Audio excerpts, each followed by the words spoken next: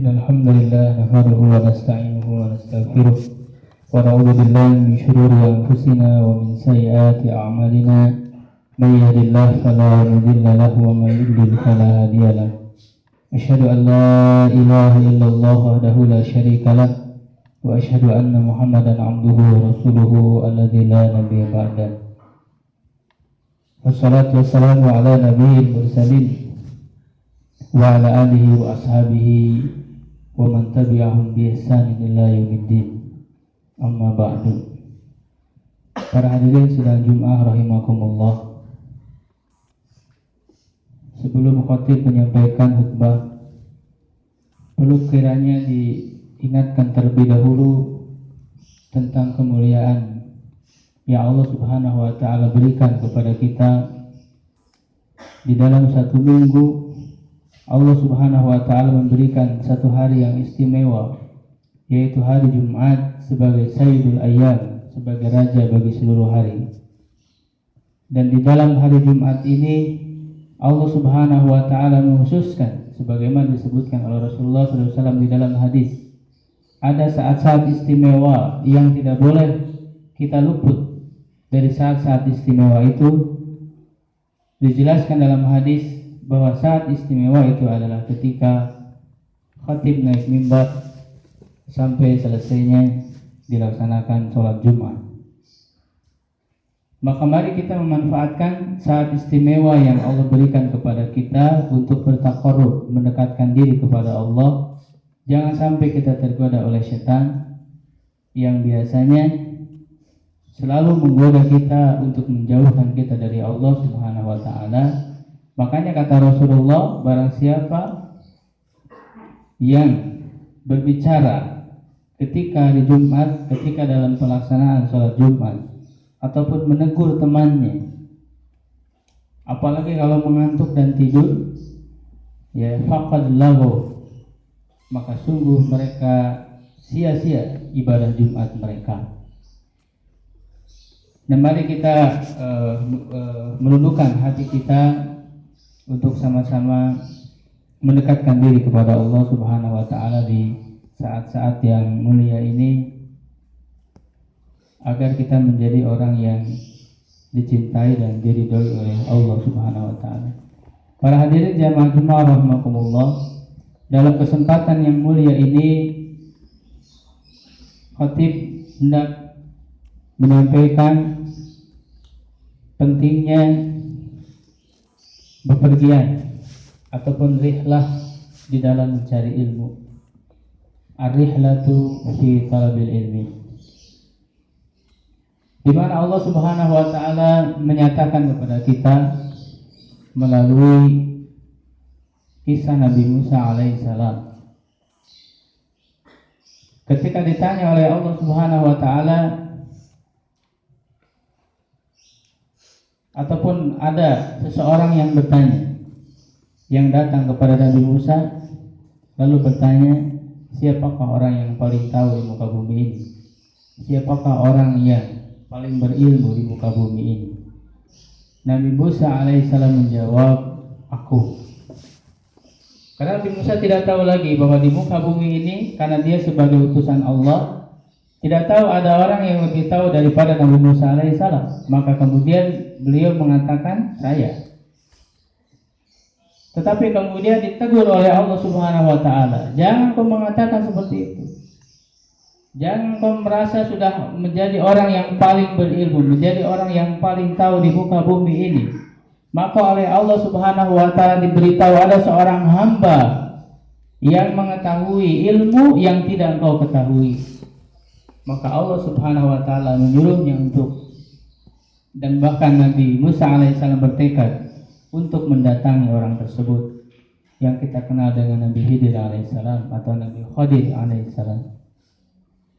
Maka di dalam perkataannya mengisyaratkan kepada kita, wa idh qala li fatahu inni la abrahu hatta ablugha majma'al bahraini aw amdiya huquba. Ketika Nabi Musa berkata kepada fatahu, kepada pembantunya, yang pembantunya juga akan menjadi nabi, yaitu Yusha bin Nun.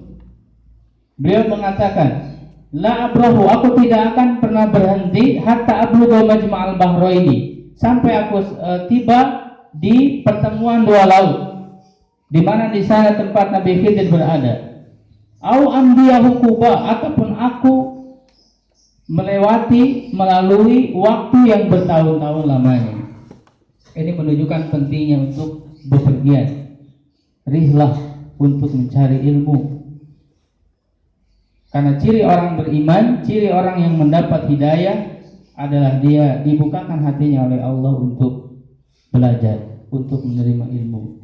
Sedangkan orang yang tidak diberi petunjuk oleh Allah Subhanahu wa taala, kalla innal insana la yatgha ar-ra'ahu istaghna. Manusia itu berbuat durhaka kepada Allah Subhanahu wa taala, melampaui batas, itu dikarenakan apa? Dikarenakan ar-ra'ahu istaghna, melihat dirinya sudah serba cukup.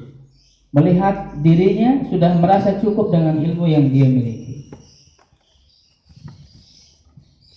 Rihlah ataupun bepergian untuk mencari ilmu itu karena ilmu itu mesti didatangi, bukan datang sendiri. Al ilmu yu'ta wa la ya'ti, sebagaimana dikatakan oleh Imam Malik rahimahullah ketika diundang oleh Khalifah Harun ar-Rasyid untuk datang ke istananya agar mau mengajarkan kepada anaknya, ya, Amin dan Al-Ma'mun, untuk mengajar di istana beliau. Tetapi kemudian Imam Malik rahimahullah menolak untuk datang. Kenapa? Fa innal ilma ya'ti wa la yu'ta. Fa innal ilma yu'ta wa la ya'ti. Sesungguhnya ilmu itu didatangi, bukan datang sendiri. Kalau mau belajar silakan datang ke tempatku, tapi dengan syarat tidak boleh melangkahi pundak-pundak manusia. Wala yataqatta riqaban nas. Jangan kau melangkahi pundak-pundak manusia. Hendaklah dia duduk dimanapun dia mendapatkan tempat duduk. Jangan mentang-mentang dia sebagai anak khalifah. Maka ini prinsip di dalam Islam, di dalam menuntut ilmu. Maka hendaklah kita mau untuk melakukan sebuah perjalanan, para santri yang keluar dari rumahnya, dari daerahnya masing-masing untuk merantau, untuk berangkat. Karena memang itulah yang diharapkan. Sebagaimana Allah Subhanahu wa taala memberikan pelajaran dalam kisah Nabi Musa dan Khidir tadi.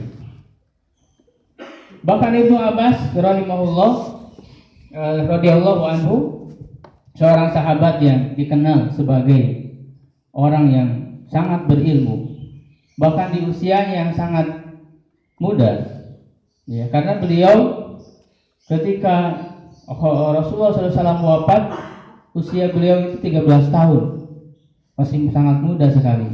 Tetapi kemudian, ya, dalam usianya yang 15 tahun, di masa kekhalifahan Umar bin Khattab, Abdullah Ibnu Abbas itu menjadi pemimpin dari para ulama, menjadi staf ahli negara, yang kalau Umar bin Khattab menghadapi berbagai permasalahan yang dihadapi sebagai seorang khalifah, yang rakyat itu bukan hanya satu negara, tetapi di seluruh dunia, kekhalifahan Islam, maka Umar bin Khattab bertanya kepada seorang anak muda yang Umar bin Khattab berani bertaruh terhadap keilmuannya, yaitu Abdullah Ibnu Abbas radhiyallahu anhu. Apa yang telah dilakukan oleh Abdullah Ibnu Abbas perlu kita teladani. Beliau ketika Rasul wafat mengatakan kepada teman sebayanya dari kaum Ansor, beliau mengatakan, para sahabat Nabi banyak sekali jumlahnya, dan mereka sudah mendapatkan ilmu-ilmu dari Rasulullah SAW. Ayo mari kita datangi mereka untuk menanyakan hadis, untuk belajar ilmu kepada mereka. Tetapi pemuda Ansor yang menjadi temannya tadi tidak bersemangat seperti bersemangatnya Abdullah Ibnu Abbas. Kata dia, apakah kita akan diperhatikan oleh mereka? Tetapi kemudian Ibnu Abbas meninggalkan teman yang malas tersebut. Maka Ibnu Abbas mendatangi para sahabat-sahabat senior yang sudah banyak mendapatkan ilmu dari Rasulullah SAW. Ya, bahkan beliau harus mendatangi rumah sendiri. Ya, di waktu mereka sedang beristirahat. Ketika diketuk rumahnya, ternyata sedang beristirahat. Tetapi kemudian Ibnu Abbas menunggu di luar, ya, sambil membentangkan kainnya, ya, sampai tertidur menunggu agar keluar, ya, sampai kemudian badannya dipenuhi dengan debu. Ketika keluar saat itu Zaid bin Sabit, wahai Ibnu Abbas, wahai keponakan Rasulullah, sepupu Rasulullah SAW, jika engkau mempunyai kebutuhan, kenapa engkau tidak menyuruh orang saja agar aku datang ke tempatmu? Tapi kata Ibnu Abbas, seperti inilah kami diajarkan, ya, kepada orang yang berilmu. Ilmu itu harus didatangi, ilmu itu harus dihormati. Tidak boleh kemudian kita menyepelekan ilmu. Nah, inilah yang harus kita contoh pada zaman ini, di mana masih banyak para orang tua yang memiliki pola sikap yang salah terhadap anaknya. Di mana banyak terjadi di masyarakat, ketika anak itu masih kecil, anak itu masih bayi, usia menyusui, orang tua banyak meninggalkan, ya, dengan alasan sibuk pekerjaan dan lain sebagainya. Ya, bahkan seorang ibunya pun karena wanita karir kemudian ditinggalkan anaknya, ya, dan bahkan dia menyusui, tetapi kemudian susunya itu disimpan di kulkas. Ya, sampai bilang kepada pembantunya, tolong susunya diangetin untuk si dede. Padahal yang Allah Subhanahu wa taala tekankan di dalam Al-Qur'an bukan memberikan air susunya. Ya, Allah Subhanahu wa taala mengatakan wal walidatu yurdi'na. Dan ibu-ibu itu menyusui, proses menyusuinya, bukan memberikan air susu ibunya. Sebagaimana oleh ilmu pengetahuan sekarang, oleh dokter sekarang baru disadari pentingnya memberikan ASI, tetapi Al-Quran sudah jauh melebihi ilmu para ilmuwan sekarang, bahwa bukan hanya memberikan ASI-nya yang penting, tapi prosesnya. Yurdina, kalau dalam bahasa Arab yurdina itu adalah fi'lun mudhari, fi'il mudhari yang berarti ada aktivitas di situ, ada proses, ya, ada terus menerus.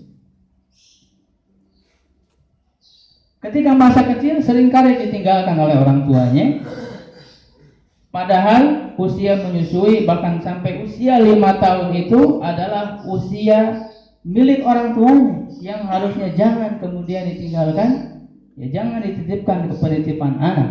Karena di dalam Islam, ya, ada satu bab di dalam Sahih Bukhari, mata yasihus sama usolir, kapankah seorang anak kecil boleh mendengar ilmu dari gurunya? Maka di situ dijelaskan, ya, ketika seorang anak belajar ilmu dari gurunya itu sejak usia 5 tahun. Maka di dalam sejarah pendidikan Islam selalu dimulai dari usia 5 tahun. Sebelum usia 5 tahun itu adalah usia milik orang tua, memberikan, mencurahkan kasih sayang, perhatian yang penuh. Sehingga nanti ketika si anak sudah mencapai balik, maka disitulah mulai si anak dididik untuk mandiri.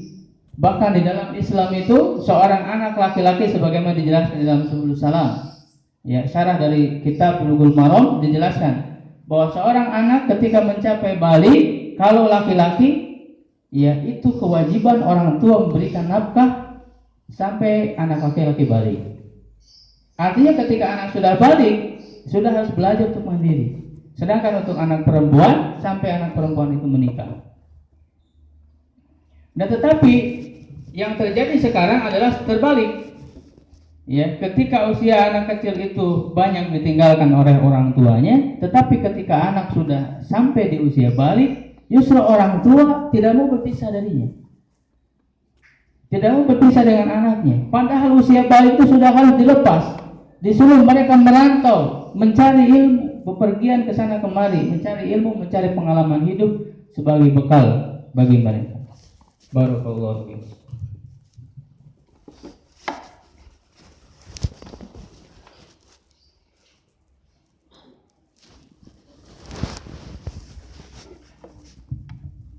Alhamdulillahilladzi arsala rasulahu bil huda wa dinil haq liyudhhirahu 'ala dini kullihi wa kafa billahi shahida. Asyhadu an la ilaha illallah wahdahu la syarika lahu wa asyhadu anna Muhammadan 'abduhu wa rasuluhu alladzi la nabiyya ba'da. Amma ba'du. Para hadirin jemaah Jumat rahimakumullah. Dalam kesempatan yang mulia ini mari kita sama-sama memperbaiki keimanan dan ketakwaan kita kepada Allah Subhanahu wa taala dengan senantiasa mengikuti petunjuk-petunjuk yang diberikan kepada kita, khususnya yang telah disampaikan di dalam khutbah yang pertama tadi, di mana kita harus terdorong untuk mau pergian ataupun mendatangi tempat-tempat di mana kita belajar di sana. Bahkan Imam Syafi'i rahimahullah membuat satu syair yang sangat bagus tentang pentingnya merantau. Beliau mengatakan, malil muqawili di aklin wa di adabi min rohatin pada'il autana waqtari.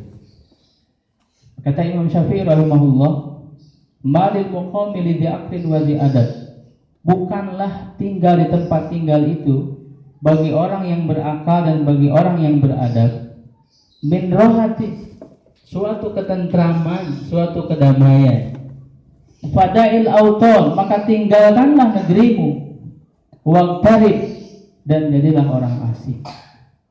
Safir tajid awadan amman tufarikuhu, wansab fa inna ladhidal aishi fin nasab. Kata Imam Syafi'i rahimahullah, safir, lakukanlah perjalanan, merantaulah.